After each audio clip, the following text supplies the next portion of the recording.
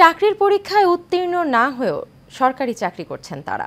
বাংলাদেশ শিল্পকলা একাডেমির 10টি পদে 23 জন কর্মকর্তা কর্মচারীকে নিয়োগ পরীক্ষায় নাম্বার বাড়িয়ে দিয়ে সরকারি চাকরি দেওয়া হয়েছে। মোটা অঙ্কের উৎকোচে অযোগ্যদের চাকরি দিতে গিয়ে প্রকৃত কৃতকার্যদের ফাঁকি দিয়েছেন প্রতিষ্ঠানের মহাপরিচালক লিয়াকত আলী লাকী। এই অভিযোগে লাকী ও পরিচালক জাহাঙ্গীর হোসেন চৌধুরী সহ 24 জনের বিরুদ্ধে মামলা দায়ের করেছে দুর্নীতি দমন কমিশন। শাহিন আলমের ক্যামেরায় বিস্তারিত জানাচ্ছেন শাফিউদ্দিন আহমেদ। নিয়োগ পরীক্ষার মূল্যায়ন শীটের নম্বরপত্র ট্যাম্পারিং করে অনুত্তীর্ণদের উত্তীর্ণ দেখিয়ে জালিয়াতির মাধ্যমে শিল্পকলা একাডেমিতে লোকবল নিয়োগ দিয়েছেন সাবেক মহাপরিচালক মোহাম্মদ লিয়াকত আলী লাকী।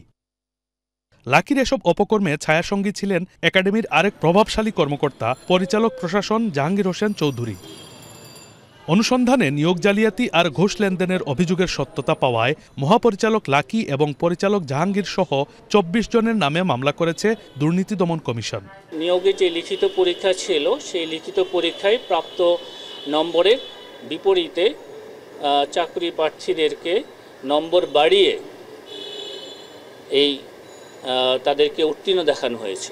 অবৈধভাবে 10টি পদে 23 জন প্রার্থী নিয়োগ দিয়ে তাদের মাধ্যমে বেতন ভাতা বাবদ 8,28,495 টাকা উত্তোলনপূর্বক সরকারি অর্থ আত্মসাৎ করেছেন বাংলাদেশ শিল্পকলা একাডেমির সাবেক এই মহাপরিচালক। শিল্পকলা একাডেমির সাবেক মহাপরিচালক জনাব লিয়াকত আলী লাকী এবং বাংলাদেশ শিল্পকলা একাডেমির পরিচালক প্রশাসক জাহাঙ্গীর হোসেন চৌধুরী সহ চাকরি প্রার্থী অন্যান্য 23 জনের বিরুদ্ধে এই মামলাটি রুজু করা হয়েছে। বিগত সরকারের প্রায় পুরোটা সময়ে শিল্পকলা একাডেমির মহাপরিচালকের চেয়ার দখলে রেখেছিলেন লাকী। টানা এক যুগ এই পদে বহাল থাকার জন্য নিজের নিয়োগের মেয়াদ বাড়িয়েছিলেন 7 বার।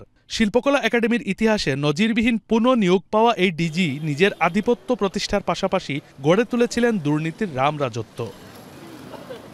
শাফিউদ্দিন আহমেদ, এশিয়ান টেলিভিশন, ঢাকা।